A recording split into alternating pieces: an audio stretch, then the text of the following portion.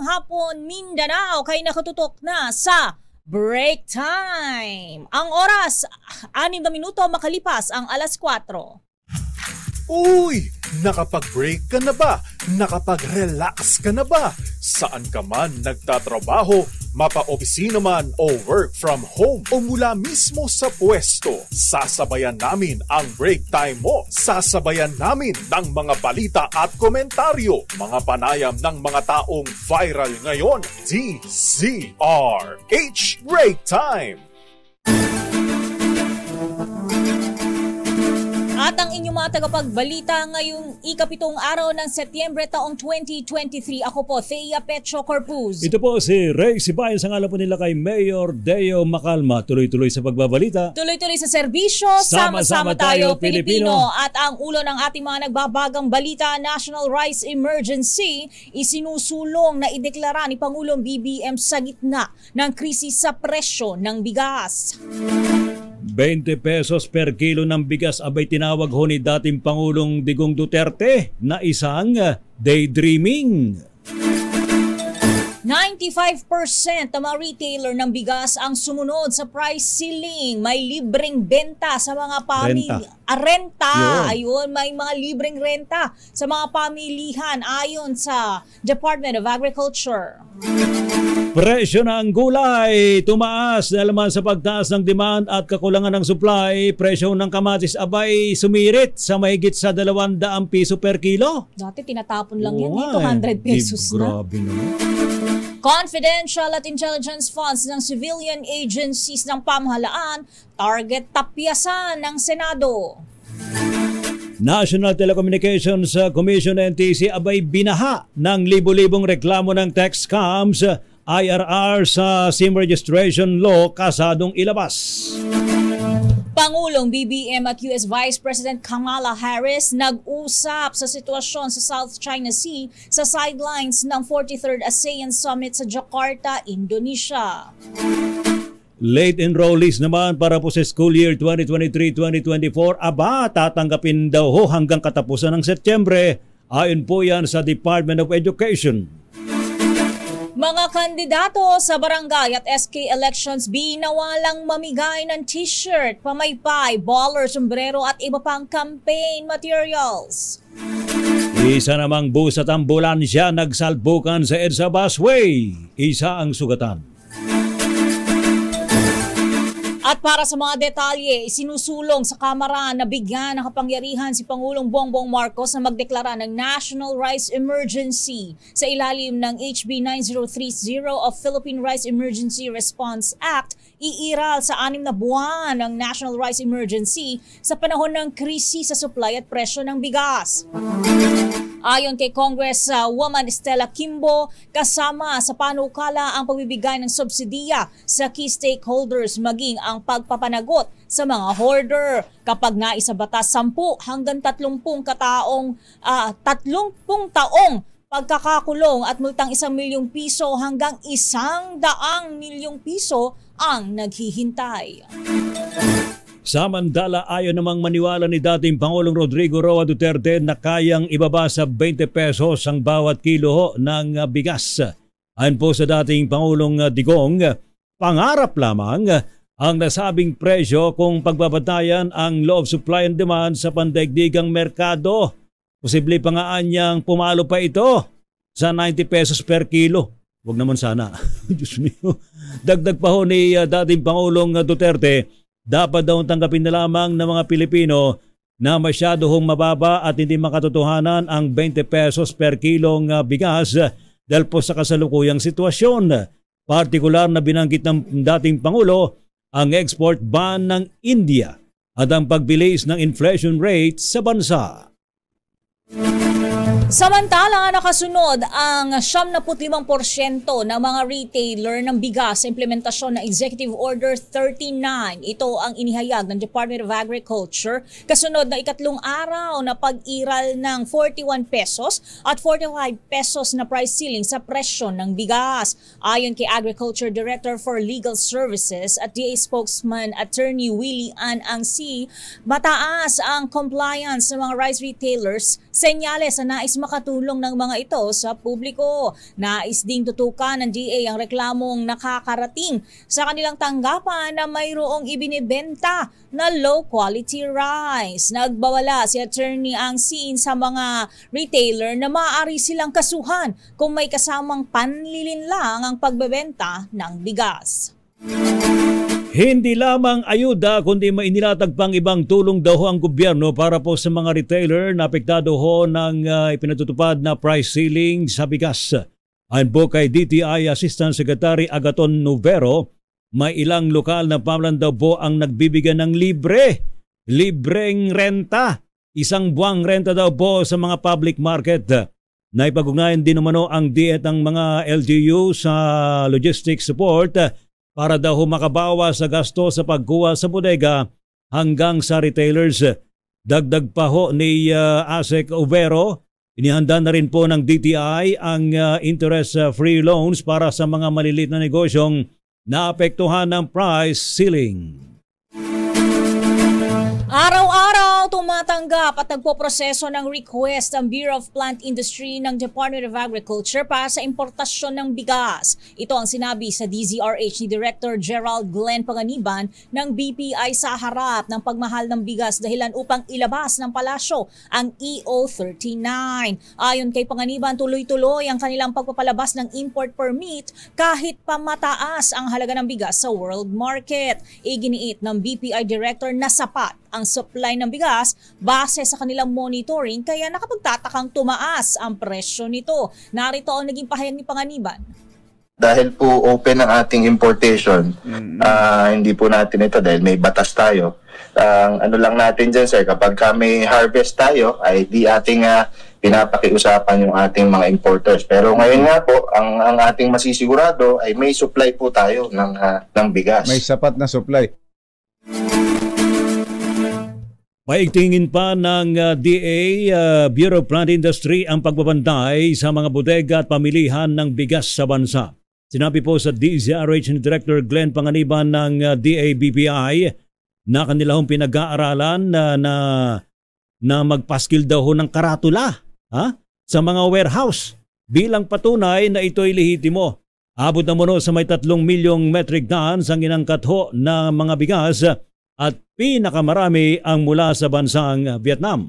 Magpaskil tayo ng talagang yung mga karatula na ito ay lehitimong mga warehouse para makita rin at magabayan ang ating mga local officials. Alam natin, ang mga local executives natin sa mga cities at municipalities, alam naman nila kung sino yung mga naandiyan. So kung ma-inform tayo, kasi sir, hindi naman lahat yan nagre-rehistro.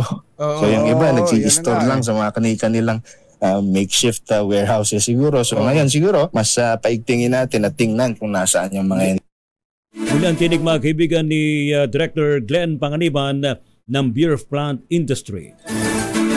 Samantala, nagbabala ang grupo ng mga negosyante na kung tatagal ang implementasyon ng price cap sa bigas ay mauuwi ito sa labis na pagkalugi ng maliliit na bigasan. Kaya hinimok ng Federation of Philippine Industries o FPI ang pamahalaan na itigil ang pagpatupad ng price ceiling pagkatapos ng 2 hanggang 3 linggo. Ayon kay FPI Chair Jesus Aranza, sapat na ang panahong ito para malambat ang mga hoarder at mapababa ang presyo ng bigas. Kung palalawigin pa niya ang Executive Order 39 ay maraming mga bigasan ang magsasara lalo na't kulang sa suporta ng gobyerno.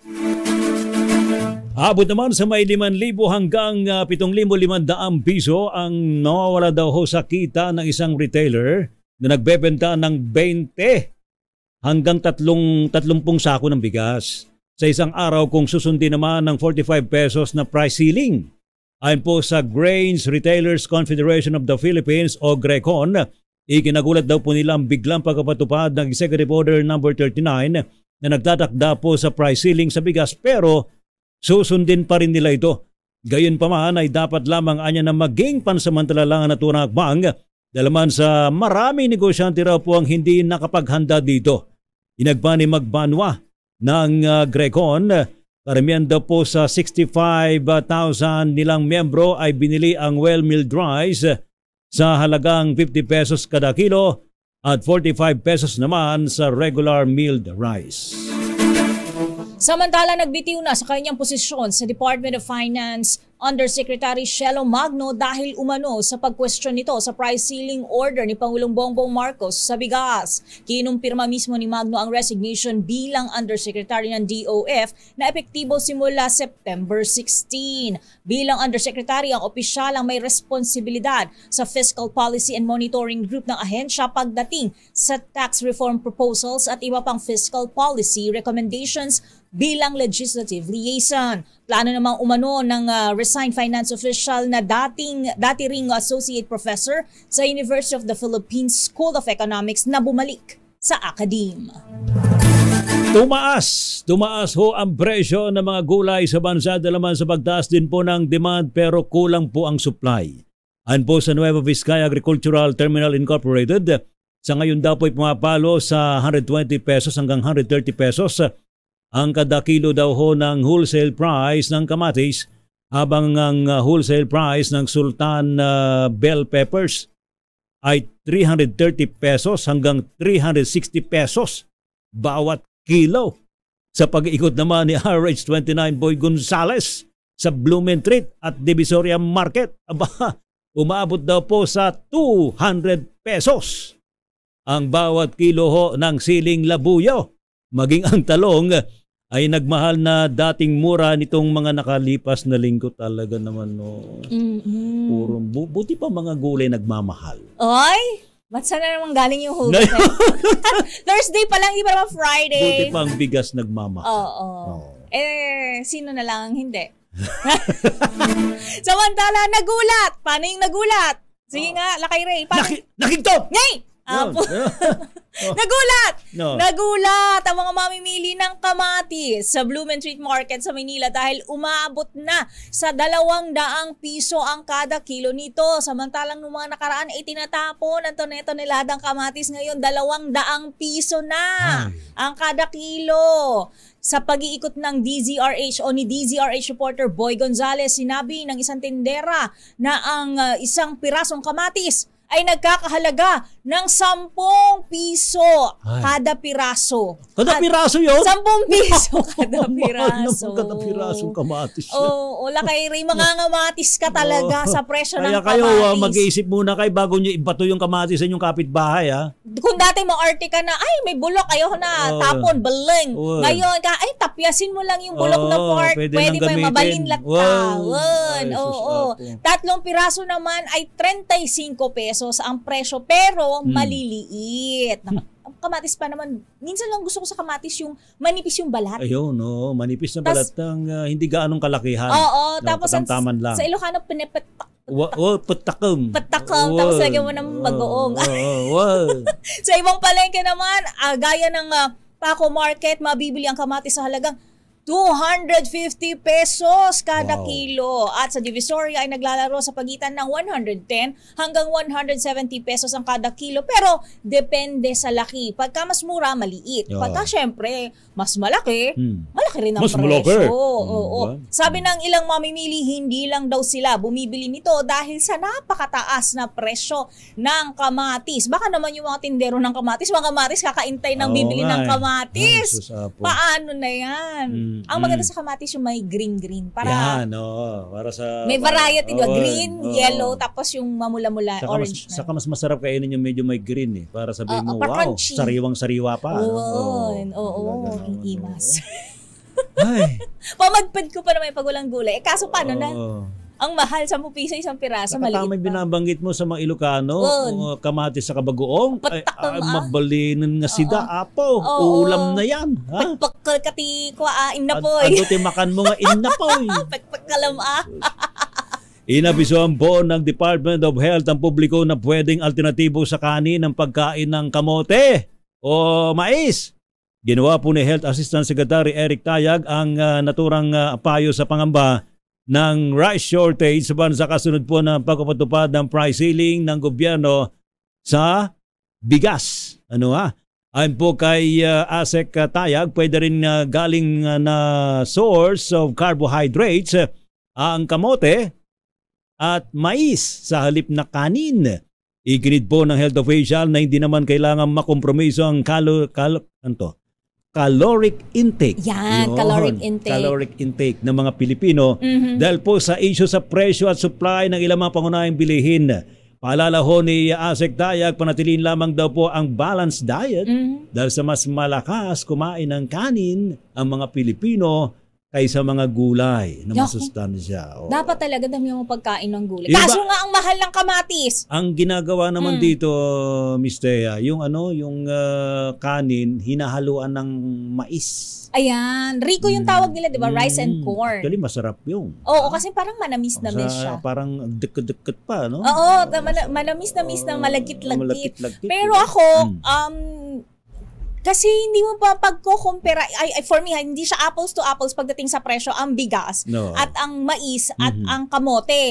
Kasi ang kamote, kapag gagawin mo siyang alternative sa bigas for caloric intake, it's fine, well and good. Pero pagdating sa presyo, kasi 40 rin ang kilo ng kamote, 45 ang kilo ng mais, yung mais may busal pa yon. Hindi mo naman kinakain ng busal. Oo nga. Diba? Ang bigas, parang binili mo pa rin, pati busal. Busal, no? Diba? Ano yung busal? Hindi ko po yun, hindi ko kaya ngalngalin. Oo nga, di ba? Pero iba yata, binibenta ng walang busal. Yung lang, yung mismong kernels niya. Paano? Mga butil. Di mas mahal na naman yun. Kasi kung yung may busal, 45. Oo nga, no? Mas mahal pala, no? Tapos ang kamote, tatalupan mo pa yun. Kasi may labor kasi yun, tinatanggal. Correct. Naman at kinakaway. Kasi kung kaya sangat-ngating na gano'n, pasintabi na. Sorry, mga imahinasyon namin. Pero for me, sa presyo, hindi siya apples to apples. At parang ang hirap iterno sa kaldereta, kare-kare, ang mais at kamote. Na-imagine mong ulamin ang... Naku, parang hindi sila match. Nakakasiwa.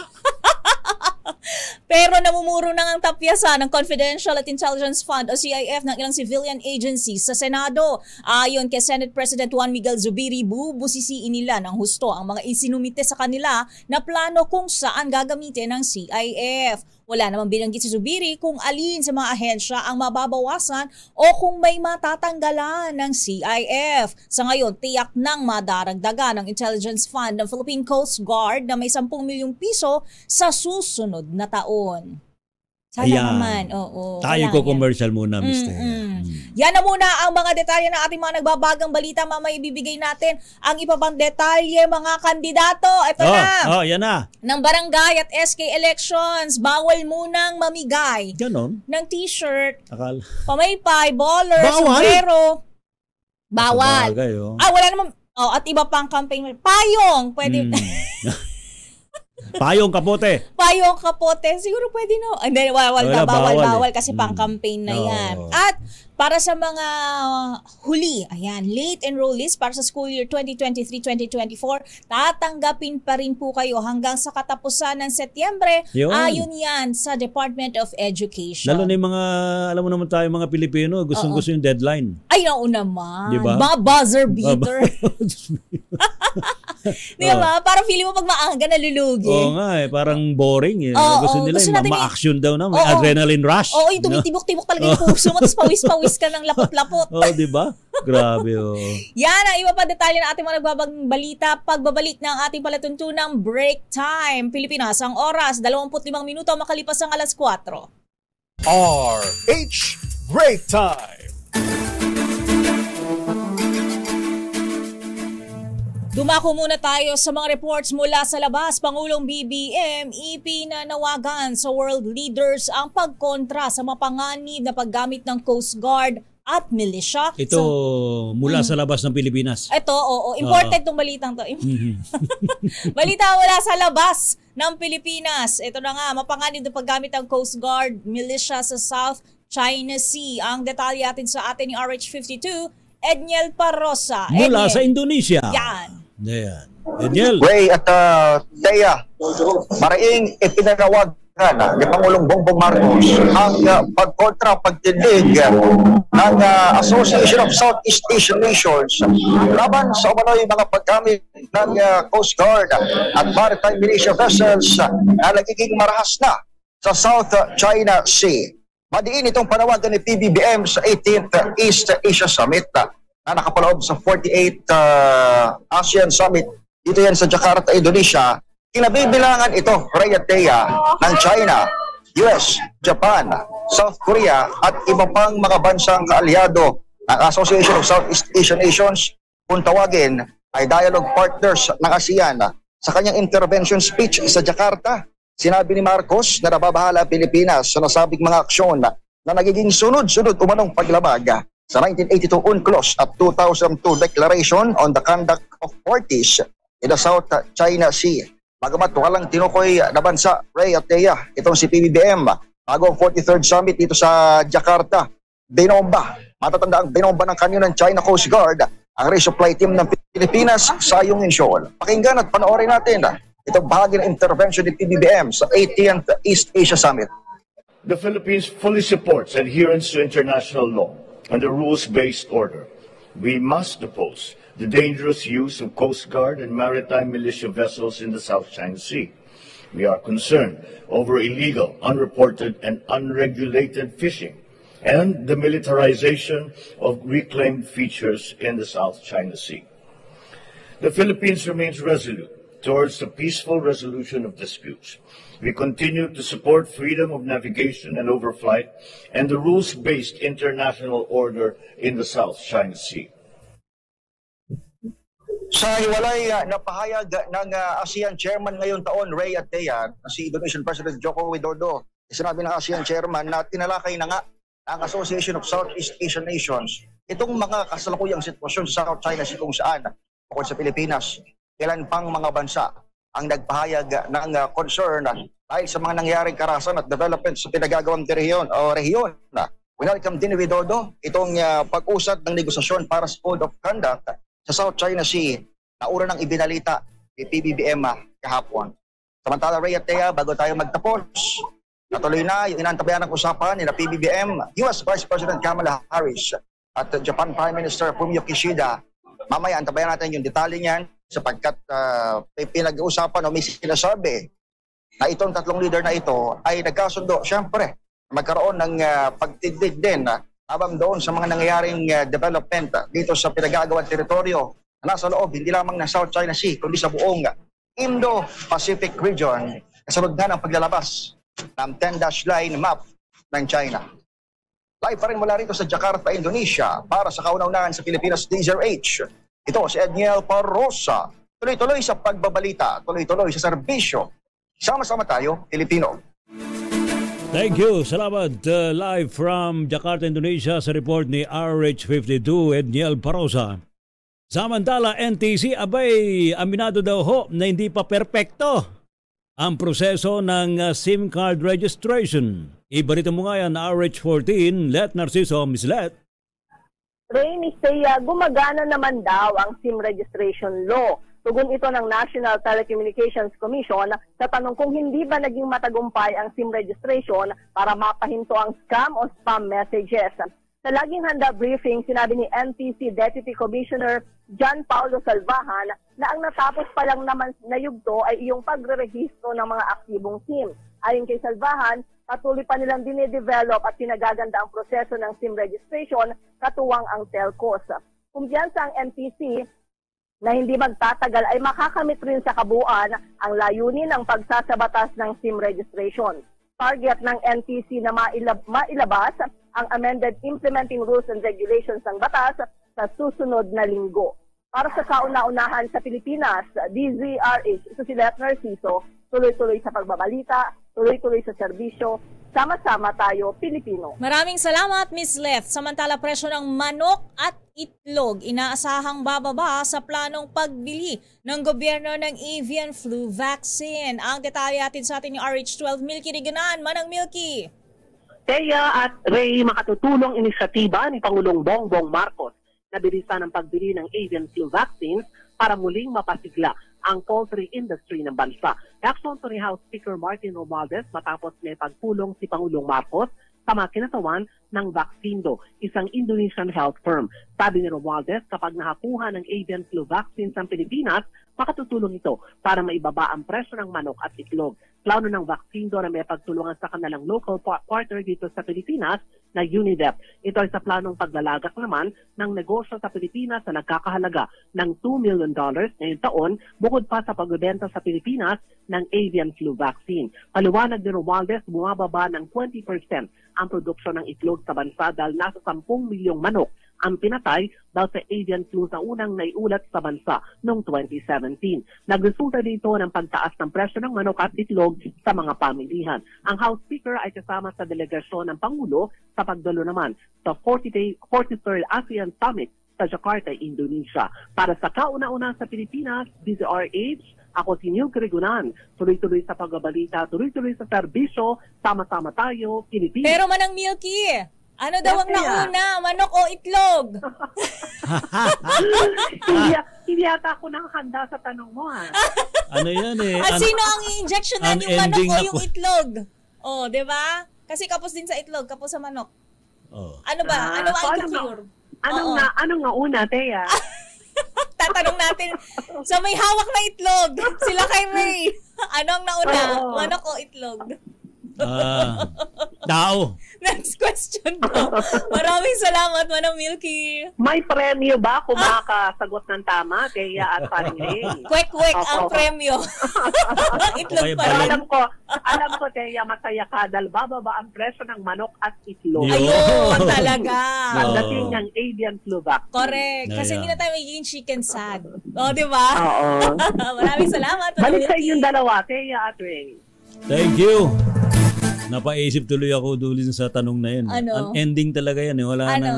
Walang katapusan na ano yan eh. Na debate. Oo. Nauna, itlog o manok. Di ba? Saan ba nagsimula yung itlog? Sa manok. Saan nagsimula yung manok? Itlog. Ay, susapo. Mga taga Bureau of Customs at Department of Agriculture abay umiinom daw. Umiinom ng gamot na pampabulag. Kaya tuloy ang smuggling. Ano yun? Anong brand ng pampabulag na yan? Ano bang brand yan, Senador JB, sir? Baka vintage yan, di ba? Diyos mio naman, oh. RH28 sa report, lakay Raymond at Paas. Lakay Raymond. Kaya taas ang itinuro ni Senador JB Ejercito ang Bureau of Customs at Department of Agriculture na nagpabaya kaya tuloy ang smuggling ng mga agriculture products. Siya ang pangunahing mayakda ng Anti-Agriculture Smuggling Law o Republic Act 1845 noong 2016. Sinabi ni Ejercito na mukhang may nainom na gamot ang mga taga-BOC at DA na pangpabulag at pangpalimot kaya lumala ang problema ng bansa sa mga smuggled na produktong sa agrikultura. Hindi nila nakikita ang mga illegal na pumapasok na mga kargamento at hindi nakikilala mga smugglers na napaka-imposible. Maliban sa smuggling ay nadagdag na problema ng profiteering, cartel at hoarding. Nalulungkot ang senador na pagkatapos ng 7 taon ay wala man lang nahuli, nakasuhan at nakulong sa mga big-time smugglers. Kahit ilang beses nang nababanggit ang kanilang mga pangalan sa mga naunang investigasyon ng Senado. Kaya't ngayon ay kanila nang isinusulong ang pag-amyenda sa batas upang isama ng profiteering, cartel at hoarding sa mga papatawan ng mabigat na parusa. Tatawagin na itong Agriculture Economic Sabotage Law. Papatawan din ang mabigat na parusa mga empleyado at opisyal ng gobyerno na kasabwat ng mga sangkot sa smuggling ng mga agriculture products. Narito si Senador JB Ejercito. Hindi na kailangan ng intel, kilala nila. Problema, mukhang may iniinom silang gamot. Mga taga-BOC at mga DA at lahat. Na gamot na pampabulag o pampalabo ng mata. Kasi hindi na nakikita yung mga container na lumalabas eh. Si Senador JB Ejercito para sa kauna-unahan sa Pilipinas, DZRH. Ito si Raymond Advance, tuloy-tuloy sa pagbabalita, tuloy-tuloy sa servisyo, sama-sama tayo, Pilipino. Maraming salamat, lakay Raymond Dadpaas. Alam mo, if the price is right, sasagutin ko yung tanong din. Joke lang. Sige. Samantala, kaapat ilang paliparan nakiisa sa third quarter nationwide simultaneous earthquake drill. Ang detalye atin sa atin ng RH8 Christian Manyo. Christian! Lakaya Thea, bukod nga sa iba't ibang ahensya, tanggapan ng gobyerno sa buong bansa ay nakiisa rin ang Civil Aviation Authority of the Philippines, maging ang ilang paliparan sa bansa sa ginawang third quarter nationwide simultaneous earthquake drill ng Office of Civil Defense ngayong hapon. Kabilang sa mga lumaho kaya mga paliparan na sakop ng Kaap sa Lawag, Tugigaraw, Kawayan, Calapan, Lubang, Bicol, Gianan, Calbayog, Maasin, Tacloban at Pagadian. Layunin nito na ihanda ang kanilang mga tauhan para sa pagtama ng malakas na lindol maging ang Dadiguan. Ang seremonya para sa third quarter nationwide simultaneous earthquake drill ay ginawa ng OCD sa Bohol bilang pagkunita sa magnitude 7.2 na lindol na tumama sa probinsya noong 2013. Para sa kauna-unahan sa Pilipinas, DCRH, ito si Christian Manio, tuloy-tuloy sa pagbabalita, tuloy-tuloy sa serbisyo, sama-sama tayo Pilipino. Christian, kapag kaganyan bang earthquake drill sa mga paliparan, wala mo nang lumilipad na mga eroplano? Wala naman, tuloy-tuloy pa rin ang operasyon ng mga eroplano, maging ang mga flight at yung mga kawani lamang at mga tauhan ng paliparan. Yun nakikita, earthquake drill. Maraming salamat, Christian. Back to you, Thea.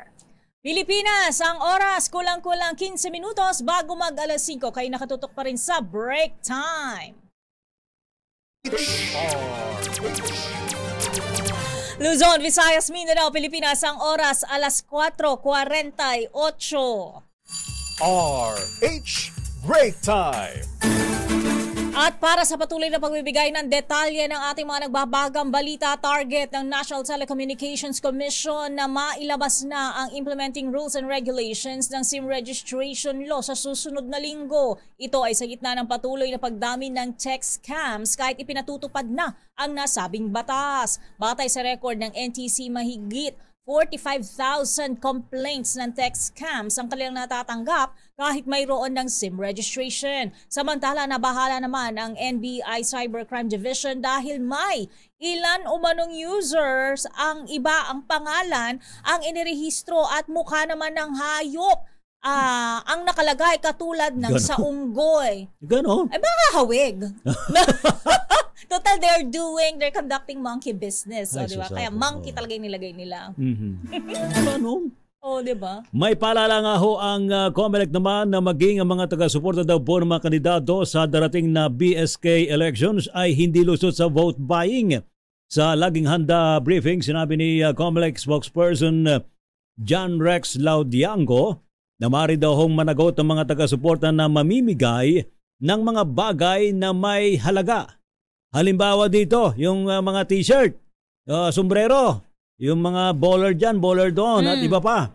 Malinaw ho ang nakasad daw po sa batas na pinapayagan lamang sa kampanya ho sa darating na eleksyon ay pampleta, mga leaflet, mga sticker at mga poster na hindi lalampas sa kaukulang sukat. Bawal nga maiparit. Ay nako, mahigpit nga na bawal na ipamigay ang t-shirt, pamaypay, bowler, sombrero at iba pa ng mga kandidato para sa barangay at SK elections. Ayon sa COMELEC memorandum na may petsang September 4, inanunsyo ni Executive Director Chupisto Elnas Jr. na ang hindi na pwede ang pamamahagi ng campaign materials na may pangalan at litrato ng mga tatakbo sa barangay at SK elections. Paano kung wala namang litrato? Walang pangalan. Logo lang. Sabi pa ni COMELEC Chairman George Garcia. Wala mong pangalan sa kalitrato, logo lang eh. Ganun talaga. Diba? Para waste. No. Bawal na rin ang pag-post, pangangamay. Pati pag-handshake, At pag-ikot sa nasasakupan kapag nakapag-file na ng Certificate of Candidacy. Base sa COMELEC Resolution number 10905, papayagan lamang ang pangangampanya sa October 19 hanggang 28 na itinakdang campaign period. Paano yung mga posts sa Facebook, sa social media? Sa socials. Di ba bawal din? Bawal din ba yun? Wala naman nabanggit. Alam mo naman tayo, waste.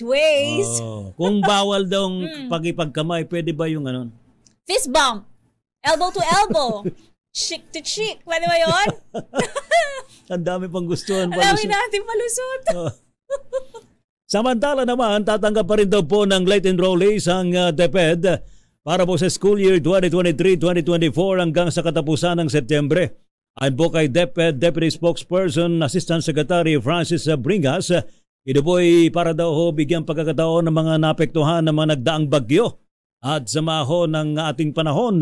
Kumpiyansa naman ng DepEd na maabot po ang 28.8 million target enrollment para po sa kasalukuyang school year.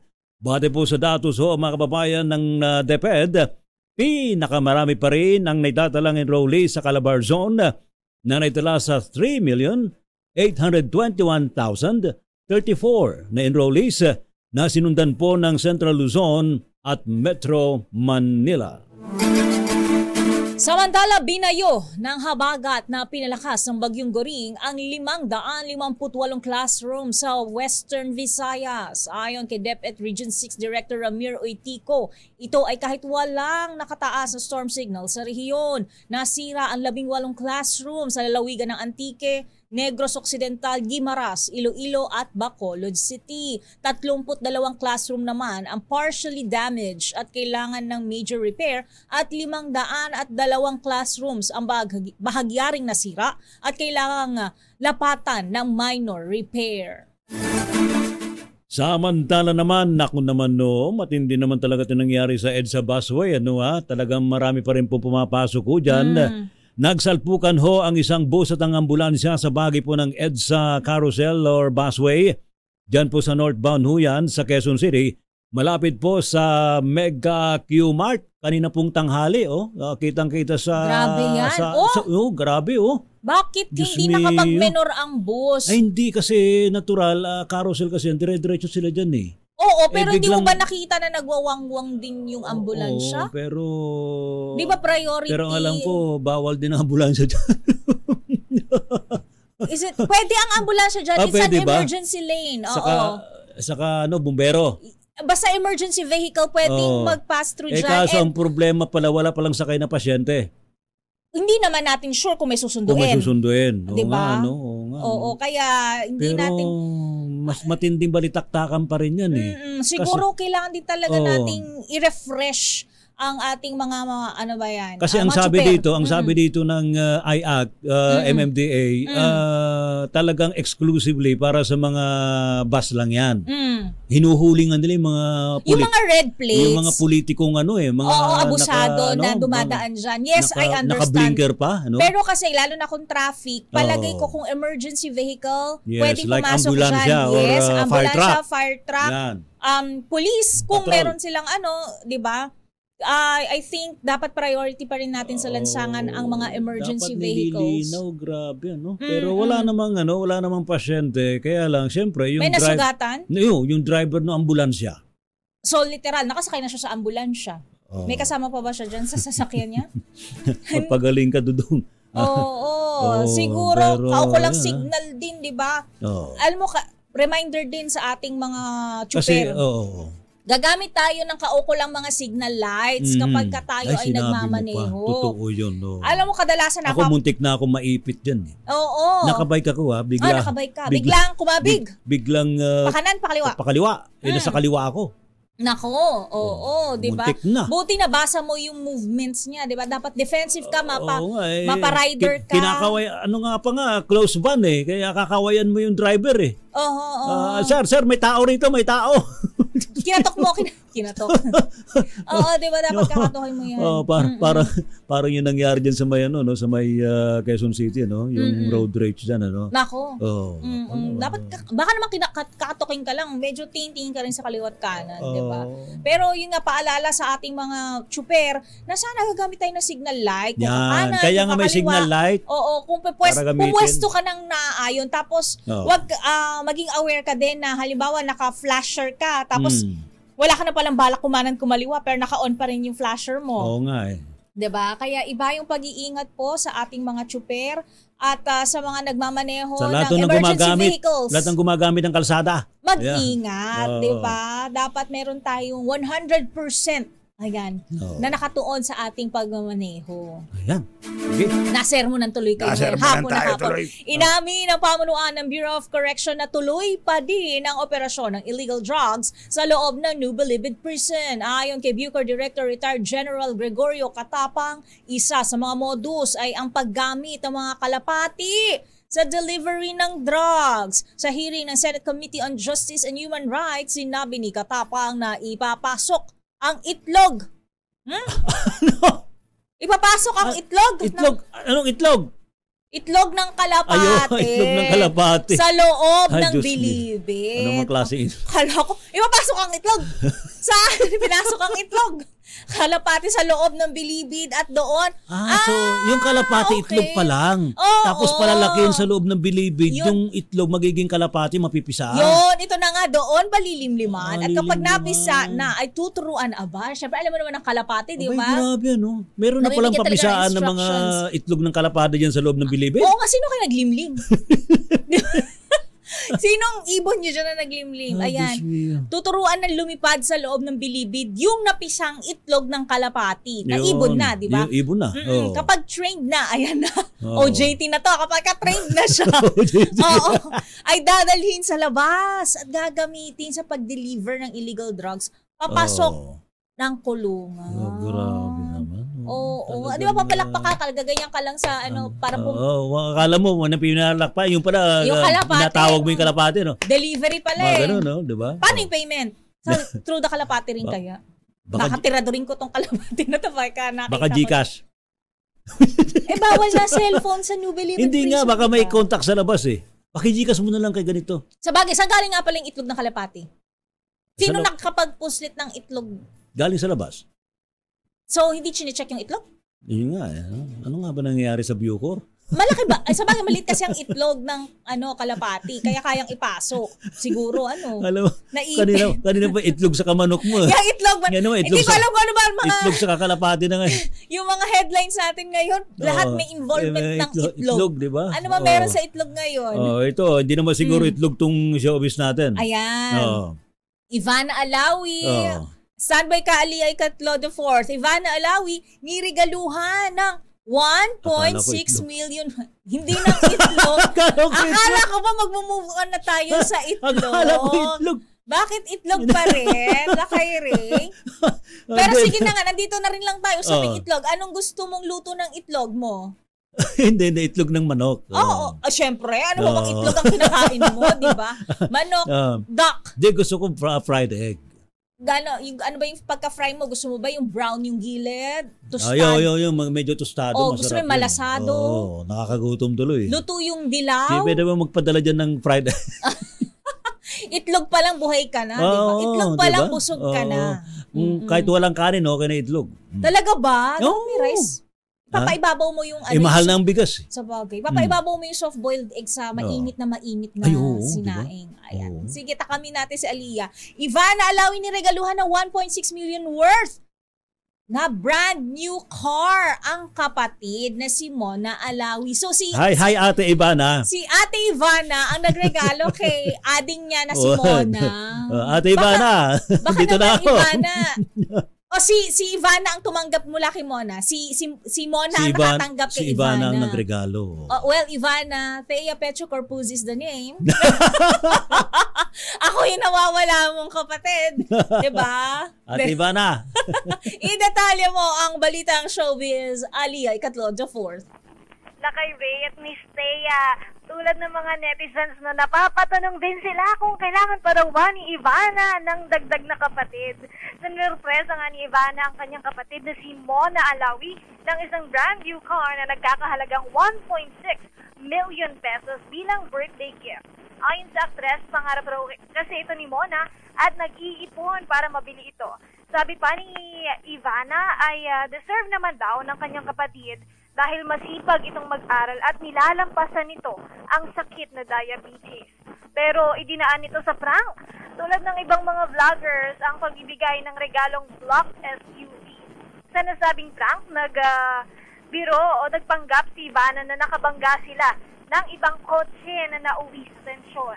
Nang maging emosyonal si Mona ay isiniwalat rin ni Ivana na prank lang ang nangyari. Ang nasabing kotse ay ang 2023 Ford Territory Titanium X na isang Black Panther at nagkakahalaga nga ito ng 1.6 million pesos. At syempre si Ivana ay kayang-kaya niyang bilhin ito dahil isa siya sa mga pinakamalalaking social media influencers at isa rin sa mga pinaka-sinusubscribe na Filipino celebrity sa YouTube. At ngayon ay meron na nga siyang 16.8 million subscribers sa YouTube. Para sa Breaktime Showbiz, ito si Alia Ikatlo, tuloy-tuloy sa pagbabalita, tuloy-tuloy sa serbisyo. Sama-sama tayo, Pilipino. Yung mga ganyang balita, mapapasana all ka na lang. Maraming salamat, Miss Alia Ikatlo the Fourth. Buti pa, pinag-iipunan kotse, yung mamahalin. Ako pinag-iipunan ko lang bisikleta. Naku, yung bisikleta mo naman, mamahalin din. Hindi naman. Kapresyo na ng sasakyan, yung bisikleta hindi naman, nila. grabe ka naman. Yung mga politiko mamahalin mga bike. Diba? Umiiwas sa traffic, bibili ng mamahaling bisikleta. Ayan. Pero siguraduhin din na dapat maaasahan din yung mga safety gears. Correct. Mag-helmet. Mapapasana all ka talaga kapag actually ikaw halimbawa ay kapatid or ate, tapos regaluhan ka ng kapatid mo ng mga ganito, mga valuables. Oo naman. Tatanggapin mo naman. At tsaka kahit na hindi ganun kamahalin, basta regalo sa'yo ng kapatid mo. Anything na regalo ay malaking bagay yan. Oo. Appreciative po kaya kami. Yes. Kung gusto nyo Salamat ma-experience po. yung appreciation namin. Thank you po. Kung gusto nyo ma-experience yung appreciation namin. Ines. Bababay na tayo. Maraming salamat po sa inyong pagtutok sa aming himpilang DZRH, aming palatuntunang break time. Nakasama nyo ngayong hapon. Ako po si Thea Petro Corpus. Ito po si Ray Sibayan, sa ngalan po nila kay Mayor Deo Macalma. Tuloy-tuloy sa pagbabalita. Tuloy-tuloy sa serbisyo. Sama-sama tayo, Pilipino. Susunod na, balansyadong pagbabalita mula kay Ka Henry Uri at Miss O, Karen Oyong. Pilipinas ang oras. 3 minuto, makalipas ang alas 5.